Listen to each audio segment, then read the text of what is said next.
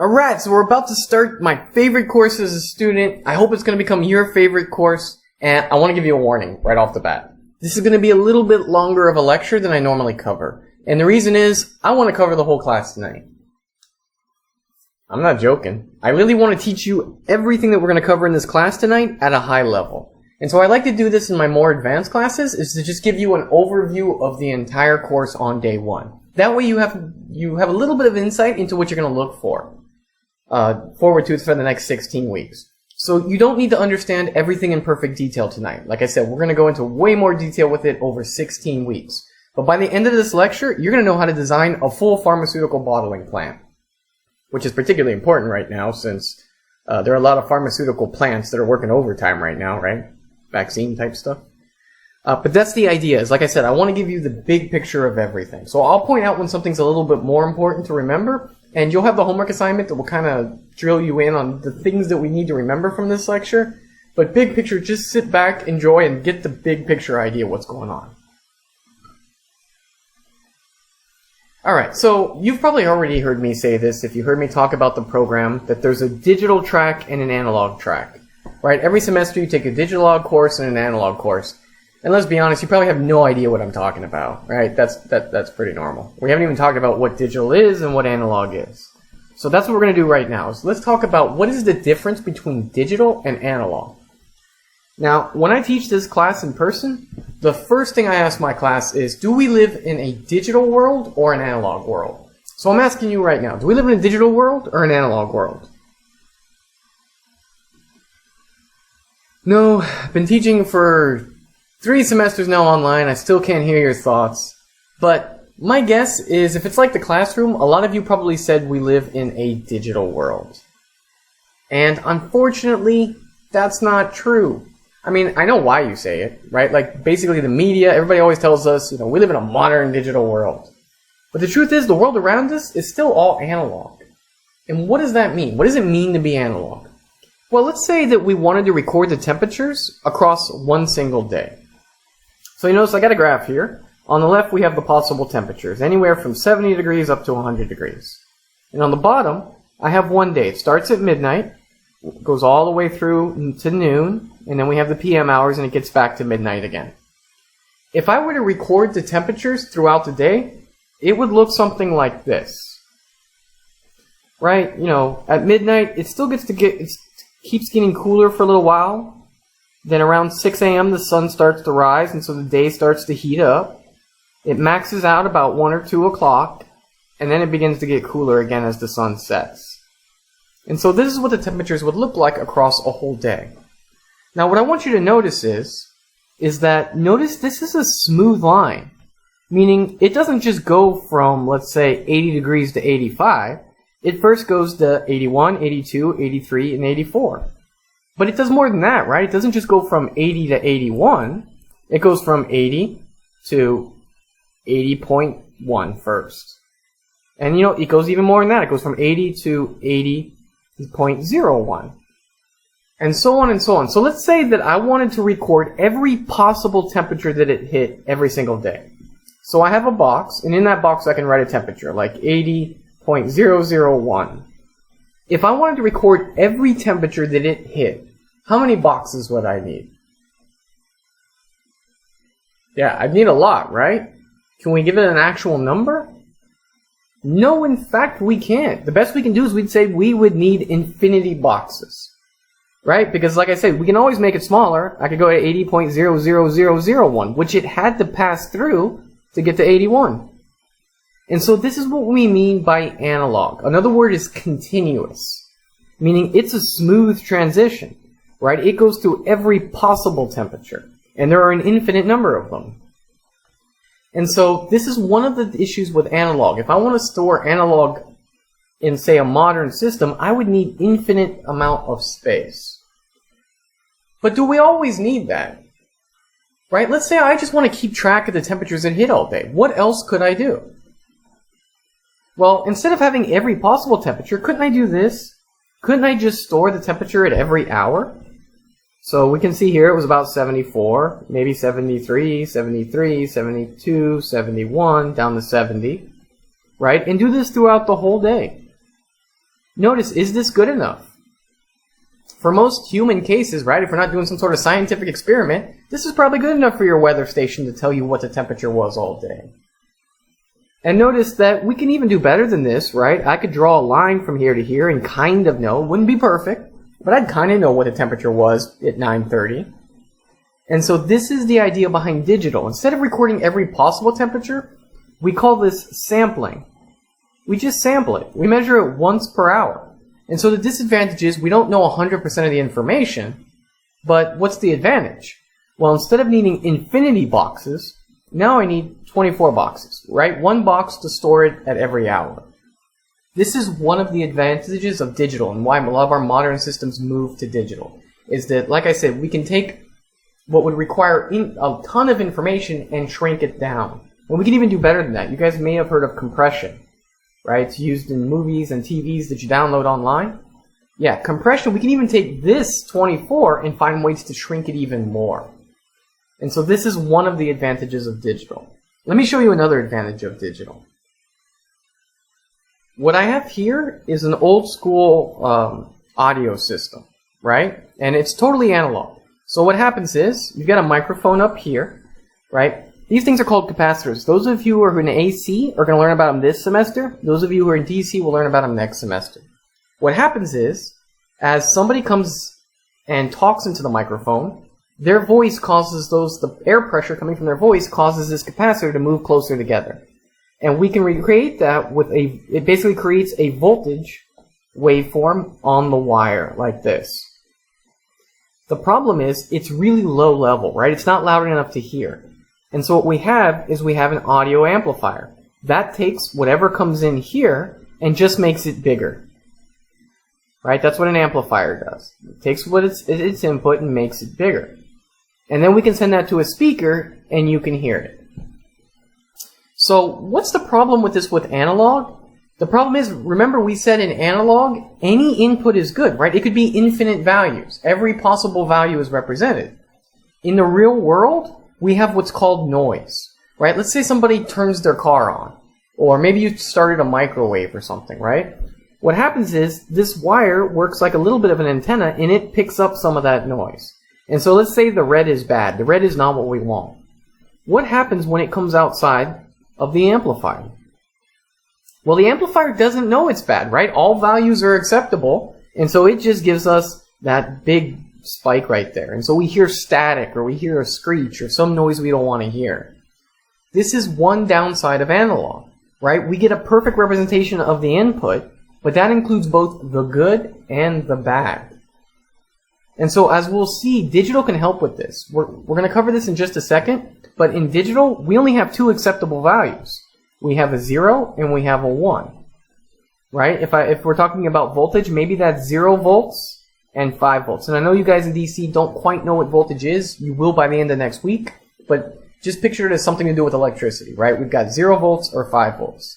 If in this system I have noise, let's say it's 5.5 volts, we can still guess that that was probably supposed to be a 1.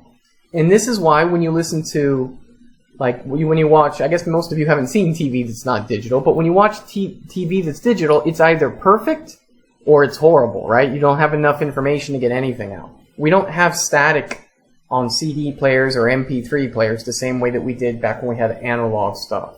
And so this is another benefit of digital systems. We call this noise rejection.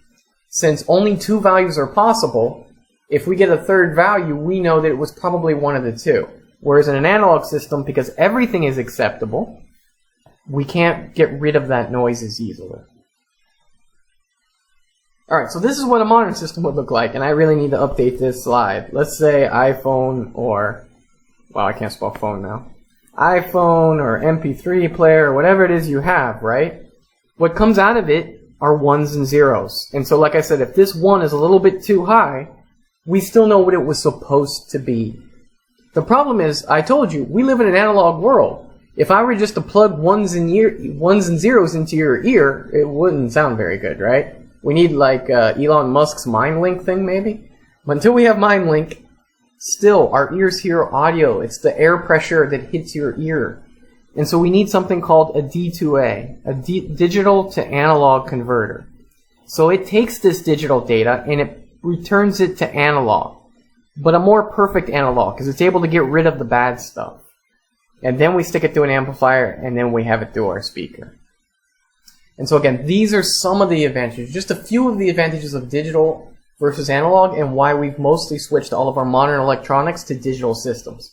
But remember, at the end of the day, your eyes see analog. Your ears hear analog. You taste analog, though. Not that we have many systems that we use for taste, but that's another story. Not yet. Or smell. Wait till we have VR with smell. That'll be cool. Alright, so let's talk about digital. So we're going to forget the analog now and focus mostly on digital and what we mean by this. Alright, so let's talk about digital systems. The difference, as we said, in digital systems is they essentially have only two values. They've got either low or a high. Right? We usually represent this with either a 1 or a 0. That's why if you've seen, in cartoons or things like Rick and Morty with, 1s and 0s, it's always 1s and 0s. We call this a binary system, bi meaning 2. So whereas we have the decimal system that means 10, binary is just 1s and 0s. Now, we usually represent this with something called voltage. I know you guys in DC don't know what voltage is yet. I promise you will by next week. It's basically how much pressure there is in an electrical system. And so with a lot of logic, we have 0 volts and we have 5 volts for high. And again, we're going to talk about this all semester, so don't worry about it too much. Essentially, there is some minimum value. Let's say it's 3 volts that registers as a high, and anything in this range is going to register as a 1 as a high. Same thing on the low. This might be something like 1 volt, and anything less than 1 volt is going to register as a low. Notice we have this no man's land. This is called the invalid region. And you don't want to be in there because if we have something like a 2.5, whoa, did not mean to do that. If you have something like a 2.5, we don't know. Is that a 1 or is that a 0? It's in the invalid region. Finally, we have, again, this max value. Whatever the max is, you don't want to go above that because you could damage the system. So again, we have 1s and 0s. This is what makes up our binary system. We call just one single digit of this a bit. So you might have heard of bits. We call it a bit because it is a binary digit. So 1, 1, or 0 is a bit because it's a binary digit, and it can either be high or low, depending on what voltage it has. So this chart should terrify you, but I promise it won't. I only expect you to have this memorized by week 3. No, I'm not really serious about that. This chart is really cool, but you can't understand why it's cool yet. Turns out, when we work with those IC chips, there are a bunch of different types. CMOS, this is the type of logic that we use in most of our phones and most modern devices because it's low power. TTL is the one we use in our lab when we build stuff because it's more resistant. It can take more power. I use in the lab because you're less likely to break it, honestly. And what this chart shows you is it shows you that high-low that we just talked about. So notice with TTL, the logic we use in class, we have a 5 volt registers all the way down to basically, let me see if I'm reading this right. Output high, basically input high, down to here. So anything above 2 volts is going to register as a 1 in TTL logic. And we can see that the input low, meaning the lowest value that we can have on the input to register, or the highest value we can have on the input to register low is 0.8 volts. So again, we've got this area here that is that no man's land that we talked, where it's indeterminate. And so you don't need this chart. This chart may someday be cool to you if, future classes when you're building a system and you forget, you got to go back and look it up. That's why it's there. So let's take an example, because I'm probably pretty sure that I have confused you all right now. Let's say that we're working with standard TTL logic. And we have a VCC, so this is what we power it with, of 5 volts. Notice I have my VH max. So the max value we can have, I'll write it here, is 5 volts. We have a VH min, so the lowest value that's going to register as a high, that's why it's called VH, meaning high, minimum, is 2.0. We have a VL max, so the max that's going to register as a low is 0.8 volts. And we have the V low min, which is 0 volts, so the lowest that a low can be. if I had 5 volts, what would that register as, a high or a low? Well, we can see that 5 volts is clearly in our high section, so that's going to register as a high. If I have 0, what's that going to register as? Well, it would be down here, and so it's going to register as a low. What about 2.3 volts? That's a pretty low voltage. That's less than half of 5. But notice, it's still above, it would be like right here. It's still above our minimum to register as a high, and so it's a high, no problem. 0.5, again, still a low. What about 5.5? Well, with this particular case, we have to be careful. Notice that's above the max value. And so if we had 5.5, we could possibly damage the chip. And again, this is a made-up example. In real life, your max is probably going to be something like 6 volts. But just for this example, if we were told the VH max was 5 and we put in 5.5, that could damage it. And then again, 1.5, well, that's going to be right here in the middle of this invalid region. And so again, that would be undefined. This is really bad because the problem is, in a real system, it would have to be a 0 or 1. Those are the only 2 acceptable values, but we would not know. So this can create bugs that are really hard to fix because sometimes they're 1, sometimes they're 0, and so it's hard to reproduce the error. Alright, so next thing we need to talk about is how a signal gets sent in binary, right? We have this idea of a pulse. So if I want to send a 1 down, I send it out like that. And notice that we go from low to high, and then back to low. This would be sending a pulse. Positive going, where we're basically sending a 1 out. Notice we could have the opposite, where it starts high, and then it goes low, and then it goes back to 1. And so this would be negative going pulse. And there's a few things we want to be familiar with here. They're pretty easy. Notice we call this the rising edge. Anybody guess why? Yeah, it's because it's rising. And we call this the falling edge because it's falling. What else? We can call this the leading edge because it comes first, or the trailing edge if it comes last. So again, notice we got the same thing over here. This is still the leading edge, but now notice it's called the falling edge because it's falling. And this one is called the rising edge because it's rising.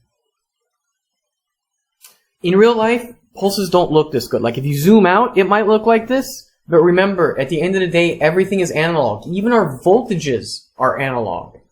And so in reality, it works like this, right? When we want to go to a 1, we jack that current up as much as we can to basically force this to go to 5 volts as quickly as possible. But it's just like a car. Imagine if you're driving a car and you're going 60 miles an hour. And then you immediately hit the brakes and turn left, right? It's not going to turn like this. Right? You're basically going to go out and fishtail out and slide out and then come back. Same thing with voltage. And so notice, we try to make it go up as quickly as possible, and then we shut off the current, and it's going to go a little bit too far. And then it's going to swing back a little bit too much, and it's going to go like this until it finally levels out. And then when we go to 0, the same thing is going to happen. It's going to go a little too far and sort of go out. We have words to talk about all these things. The first thing is, we call the amount of time it takes to go from a 0 to a 1 the rise time. So basically notice it's the time it takes to go from 0 to a 1. Because we have this section where it kind of overshoots, we don't say from 0 to 100. We say the rise time is just how long does it take to go from 10% to 90%. Because really that's what's important. Once we're at 90%, we're going to know that's a value of a 1. Later in the future, when you're designing, real systems, the rise time is really important because how long this takes determines how fast we can make our system. So like if your computer at home is 3 gigahertz, right? That's because this rise time has to be short enough that we can make that happen and still have 3 gigahertz. And we'll talk about that a little bit later. But it couldn't, for instance, if it takes a whole 1 second to go from a 0 to a 1, we can't be doing something 3 billion times a second. We call the opposite, how long it takes to go from 90 to 10%, the fall time. We call this overshoot here, where it goes too far. And we call this where it kind of goes back into line, a ringing. Last, the voltage that we want to hit, so let's say this is 0 volts and this is 5 volts.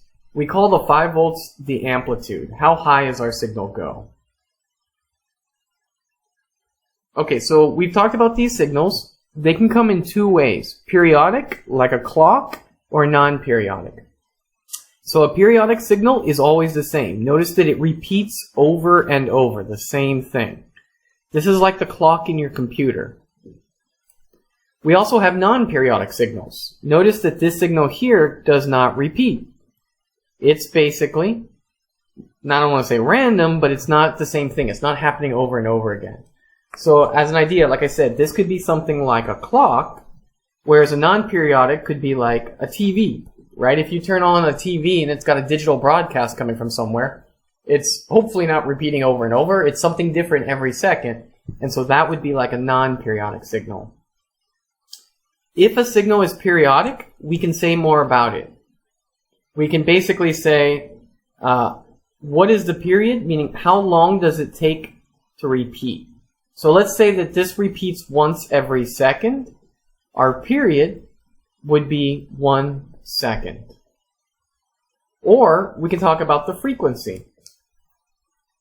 The frequency is 1 divided by the period. And so if we had a period of 1 second, then our frequency would be 1 divided by 1 second, or 1, and the unit for frequency is hertz. Hertz literally means once per second. Let's do an example. If I had, like your computer at home maybe, if I had a frequency of 3.2 hertz. So if our frequency is 3.2 gigahertz, what would be the period? How long would it take to repeat? Now, a few things. Again, in DC, we're covering this week what we mean by giga. For those of you who took it last semester, or if you're just learning it, remember giga means times 10 to the 9. Hertz, we said, was times per second. So giga, another way we can call this is billion. A giga is billions. And so what this is literally saying is the processor in your home computer is basically switching 3.2 billion times. Remember, hertz means per second. So your computer can do something 3.2 billion times every second. And so if we want to figure out, well, how many times per second can it change? Remember, that would be period 1 divided by frequency. And if we do that on our calculator, 1 divided by 3.2 e to the 9, we get this. And so it's even hard to read on here. Let's see. We've got 3, 6, 9, 12.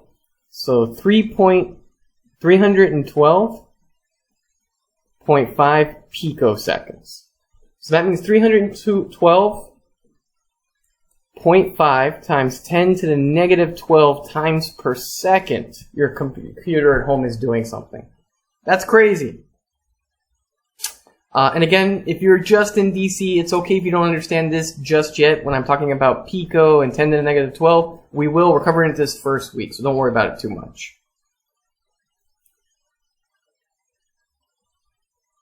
So again, like we said, how high it goes is its amplitude. Pulse width is basically how wide is this pulse. And period, remember, is how often does it repeat? How long does it take to repeat, rather? So let's do an example. Notice we've got a waveform here. This goes from 0 milliseconds to 1 millisecond, 10 milliseconds here, and 11 down there. So the first thing we need to know, is this periodic? Well, it looks like it, right? It goes over, up, over, down, all the way over, and then it repeats. Up, over, down, over. And it does this over and over again. And so we would say this is a periodic waveform because it repeats. So next question is, what is the period? Well, remember, the period is how long does it take to repeat? Well, it starts at 0 seconds and it ends at 10 milliseconds. And so our period would be equal to 10 milliseconds. And if we wanted to know the frequency, remember the frequency is 1 divided by the period. And so we would have 1 divided by 10 milliseconds. And so if we do that on our calculator, we have 1 divided by 10. Milli is e to the negative 3. And so that means our period is 100. Our frequency is 100 hertz. And so literally what that means in English is this signal here repeats 100 times every second. And it takes 10 milliseconds to repeat.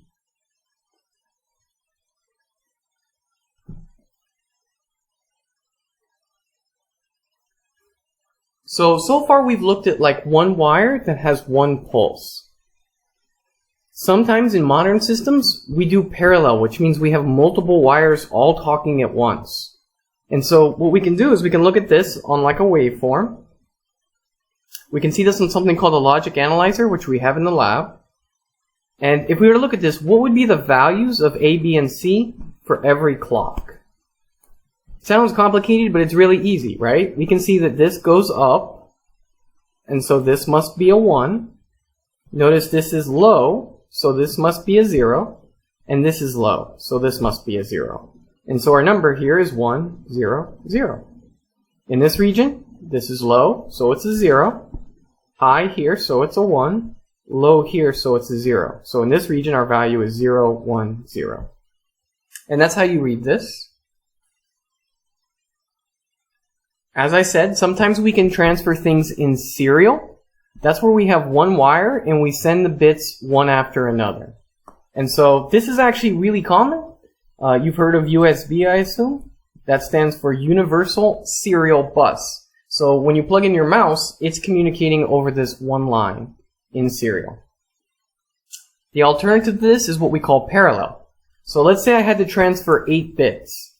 With a serial cable, that's going to take 8 clock cycles because I have to transmit the bit one after another. If I had a parallel connection, like this, I could transfer all 8 in just one clock cycle. And so the advantage of parallel is it can be faster because we can transfer more of the information every clock cycle. The disadvantage is it's more complicated because we have 8 times the number of things that can go wrong. And we need 8 times the amount of wire and technology. And so for things like mice that don't need to go all that fast, we can use USB because we can still make it pretty fast. For things that are just have to be the absolute fastest in the entire computer, like how your processor talks to memory, we use parallel. And so looking at this, let's assume we had a 1 megahertz clock. So that means our clock our clock frequency is 1 times 10 to the 6, which is million, hertz. If I wanted to send out 8 bits, how long would it take to transfer 8 bits in serial? Well, remember we would have to figure out what the period is. So the period is 1 over the frequency. And we said the frequency was 1 times 10 to the 8, 10 to the 6 rather. And so if we do that on the calculator, 1 divided by 1 times e to the 6th, we can see that we would have a period of, we got 3, and then we got 3 more, so that would be 1 microsecond.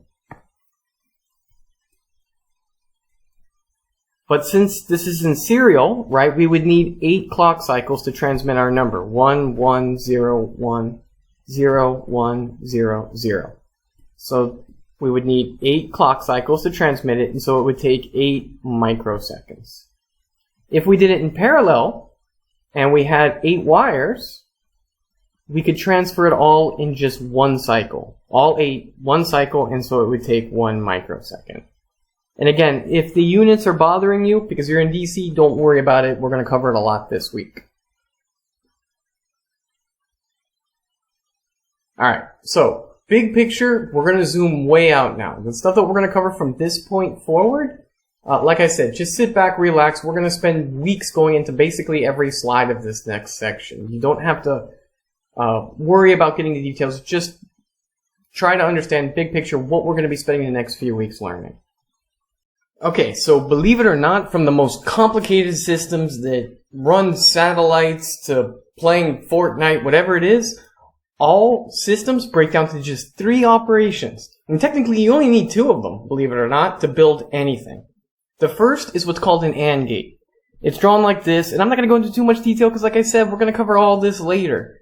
But you have AND gates, whoops, went backwards, OR gates, and inverters. We call them NOT gates. And so, real quickly, if I have an AND gate, it kind of works just like it sounds. Like, let me give you an example. If my significant other says, go get milk and cereal. Notice the AND cereal. If I come home with no milk or no cereal, am I in trouble? Yeah, you better believe it. They are not going to be happy. If I come home with milk but no cereal, yep, I'm still in trouble.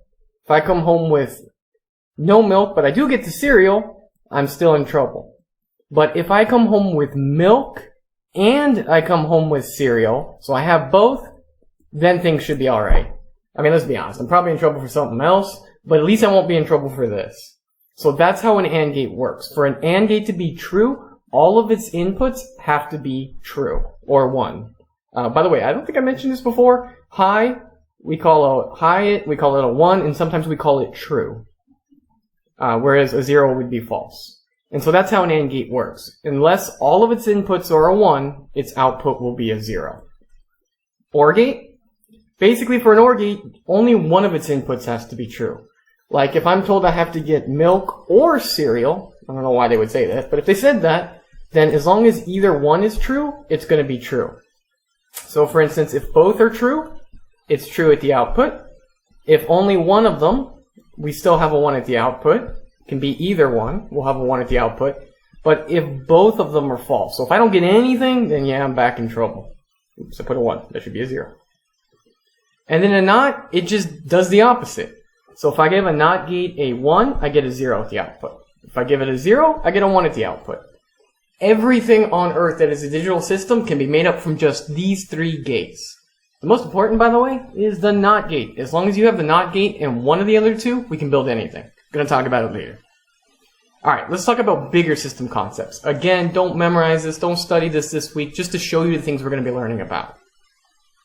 So we have AND, OR, and NOTs, and with those we can build bigger things, like a comparator. A comparator takes 2 numbers in binary, let's say the number 5 and the number 7. Oh, I got an example over here.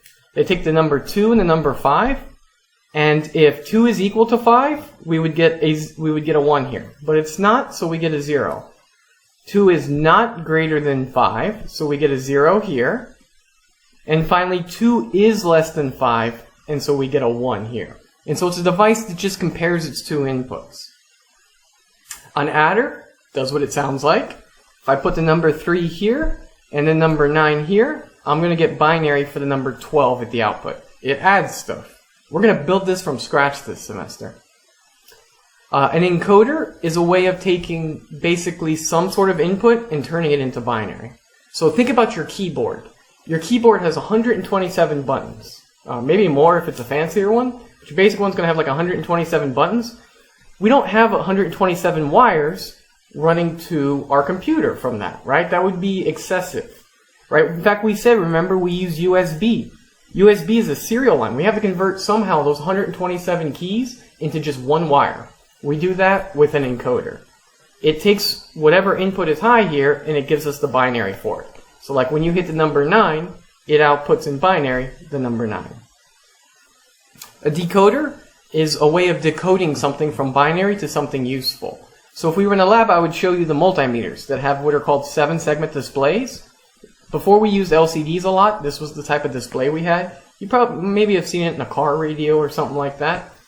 Basically, when I put the number here, let's say I put the number 7 in binary, it's going to light up the number 7 on our display. That's what a decoder does. It decodes. Multiplexer.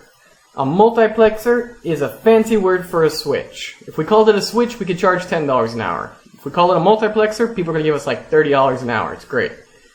And so it basically allows us to take one input and switch it to the output. A demultiplexer does the opposite. It takes one input and switches it to whichever output we want. This is how old phone systems used to work, right? Not everybody had a wire going to the phone company. Your whole neighborhood might be on one multiplexer. And we just switch quick enough so that when this person wants to talk to this person, it connects like that. After that, this person can talk to this person by switching like this. And we just do this so fast, nobody notices. That's why we don't have lots and lots of cables hanging. Counter. Can anybody guess what a counter does? That's right. It counts. And this is our first lab. We actually built a counter. And so the reason I went over all these is to sort of show you how an entire pharmaceutical bottle plant could work. And again, don't need to memorize this. Don't even need to fully understand it. But just give you an idea of what you're going to be able to do at the end of this semester. Let's say this is Pfizer. And let's pretend like the vaccine is actually in pills instead of in a vial, I guess. Yeah, it's a liquid. It'd be in a vial. Or whatever. We're making Tylenol. Let's do Tylenol today. And so what a user can do is they can enter how many pills do we want in every bottle. And so they do it on a keypad like this. But remember, to use a keypad, we need that encoder so that we can convert that number to binary. That number gets saved in a register. A register, that was the slide I kind of skipped past quickly. A register just stores values for us. It stores a number so we can save it. It's like a variable for those of you who've taken C. And so I store the number 50 inside of that register. But we want the user to be able to see on a display what the number is, right? So when I type in 50, they can see it. So remember, we use a decoder to activate that display. Down here, we take that number 50, and notice it's going to a comparator. So remember, this comparator is going to put a true here when that 50 equals whatever B is. So let's look at what B is. B comes over, if we see where B comes from, it comes from this counter. And what is this counter counting? Notice we have a sensor here. This sensor is going to give us a pulse every time one of the pills drops through the bottle. So notice this counter is counting how many pills are in each bottle. And so when we have 50 pills in the bottle, that equals the number that the user gave us. And so it puts a 1 here. When we have a 1 here, notice it closes this valve and it tells the conveyor belt to move to the next bottle. And then the count starts over again. And so this is how we can make sure that every bottle has exactly 50 pills. But there's more. Notice that we take that value, so let's say this just started, we now have 50 here, and we save that value into this register. And so now we have 50 in here. But the next time, this 50 comes this way, and it gets added to the next 50. And so now we have 100. And so notice what this register is doing is it's storing the total number of pills that we've put into all the bottles. So we have to keep track. So maybe this isn't Tylenol. Maybe this is something, that's controlled. So Schedule 1 drugs. We have to keep track of how many we actually sell. And so again, we have the display here that shows us how many total pills have we bottled today. And again, this is how this whole factory system could work. But let's say it's even bigger. Like I said, this isn't just one person putting bottles in one pill. This is something like Pfizer. They don't just have one conveyor belt. Maybe they have thousands of these or hundreds of these conveyor belts. And so notice down here, we have a remote unit. Maybe somebody's sitting in a control center and they want to know how many pills have been bottled on each line. So we have a multiplexer that lets them switch between all of the different assembly lines and display it on a screen. And so we can now see that this line has done 550, and maybe in a few seconds it switches to one of the other lines. And so again, it's okay if you don't understand this in detail, but these are the type of things you can do with digital systems, and so much more. And this is what we're going to learn throughout this entire semester. Alright, last thing I want to show you is, I've been talking about encoders, decoders. Well, what do they really look like? We do this with IC chips. If we were in a lab, I would hand you a few so you can see them. But you may have seen them before if you've ever opened any electronic device. they're the actual chips that we use to create these devices. And so this is the most important for us in this class. This is what's called a DIP chip. DIP meaning it has pins that stick all the way down. We call this dual inline pins. We use them in the class because they fit in the breadboard nicely. We can just plug it in. And I know you don't know what a breadboard is yet because we haven't done the labs, but you will. This is the breadboard here, and you can see all the chips that are stuck in there, and we can connect wires to it to things like LED lights and all sorts of other stuff. One of the things that you need to know is that there are different types of chips. So while these are good for humans, who need to stick chips into breadboards and who need to solder them, we also have ones that are better for machines. So in the industry, this is more what we use. We kind of use these for prototyping to test it. And then over here, when we actually have this, we have an assembly line, like an actual machine basically plots this down. And so it drops a bunch of solder on the board, and then it just lays this, but these are called flat. These are called SOIC, for small outline IC. We don't need to know this just yet. The only reason I bring it up is if you did want to order chips, make sure you always get this type, because it's really hard for humans to solder these. And again, they come in different packs. For those of you, different types of mounting cases. For those of you who've ever built a processor, you might have seen them like this. These are designed so that they fit into what's called a socket, so we can put it in and take it back out when we want, instead of like these where they're soldered to the actual board. One of the things you do need to know is how do we know which pin to use. So remember, these things have lots of pins like this. So let's say that we read the instructions for it, and it says connect pin 3 to power. How do we know which is pin 3? Well, there's two ways. You'll either see a notch that tells you it's the top, or you'll see a little circle. The circle always goes by pin 1. And what we do is we count counterclockwise from there. So if the circle's here, that means this is pin 1. So this must be 2, 3, 4, 5, 6, 7, 8. Then we go to the other side, 9, 10, 11, and so on. And so it's always counterclockwise. In this bigger chip, I see the circle here, so I know this is 1. So this must be 2, this must be 3, 4, 5, 6, 7, 8, and again all the way around. We have some tools that we use in the lab. This is a really old oscilloscope. It's analog. They look more like this now.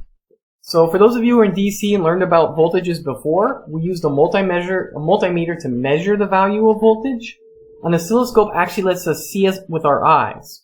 Because things change this semester, right? They're going from 1 to 0, and sometimes we want to be able to see that. This is the actual one we have in the labs that you guys will get to use as soon as we go back. This is a logic analyzer. It allows us to basically look at lots of different wires at once. Remember that graph where we had A, B, C, and we had to figure out what were the ones and zeros? That display looked a lot like a logic analyzer output. And so you can see, I can see all of the different wires at once. And then finally, a really useful tool for testing this stuff is just the multimeter, where we can see, is it a 5 volts or is it a 0 volts? Alright, last thing, and then I promise I'm done. Again, big picture stuff. So in this class, we learn how to work with the individual digital chips, so single chips. In advanced digital, we learn about programmable logic. And so remember, I told you you could build everything with just AND gates or OR gates. And so essentially, a programmable device is just a whole bunch of AND gates and OR gates that we can change the way that they're connected to. And by doing that, we can build any system we want on a single chip. FPGAs, field programmable gate arrays, are the new version of this. And so literally, I can come up with any digital signal system I want, and I can burn it to a single chip, all in hardware. There's a company who's the specialist in this called Xilinx. You may have heard of them because AMD just bought them a few weeks ago, and it was huge news.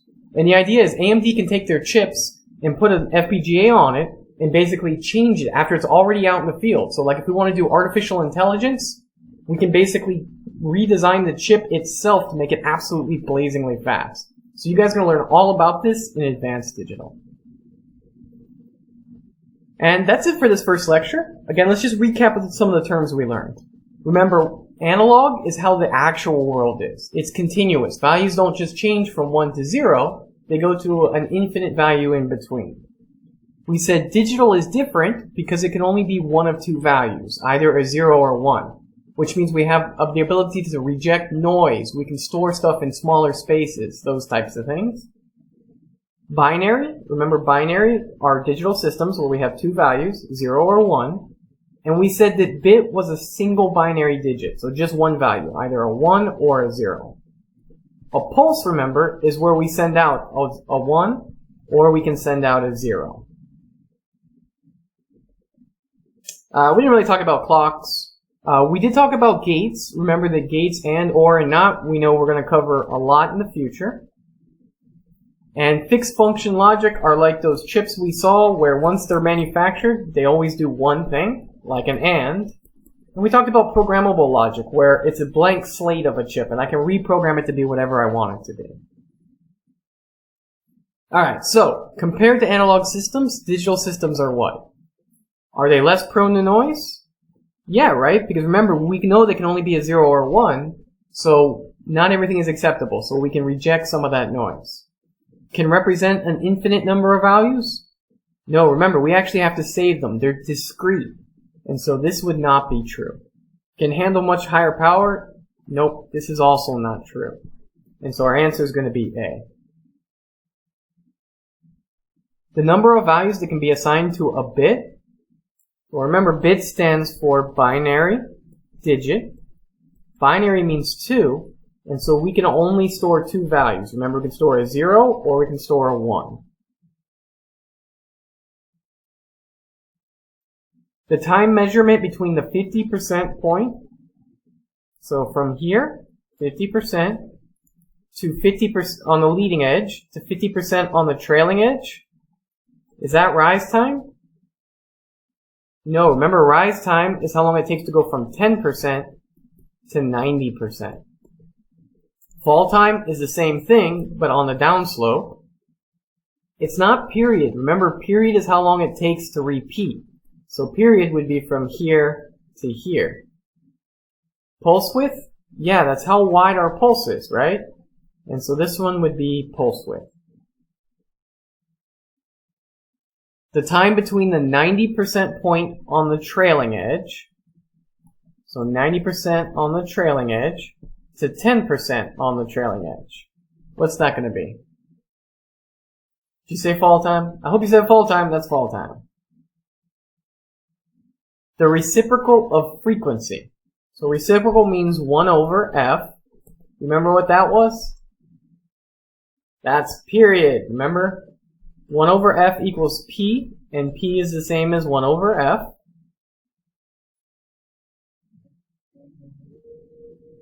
If the period of a clock is 500 picoseconds, what would the frequency be?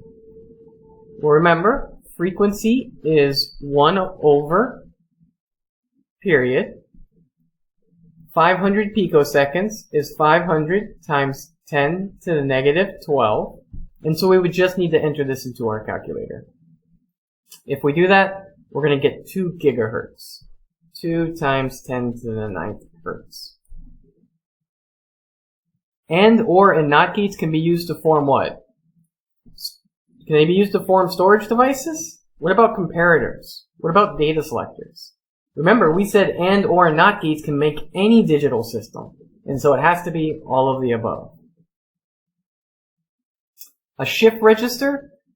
Remember, we said a register was a variable storage device. It allowed us to store a value. And so that's going to be storage device.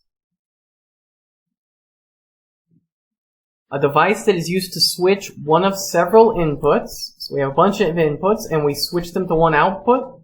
Remember we said that was a multiplex.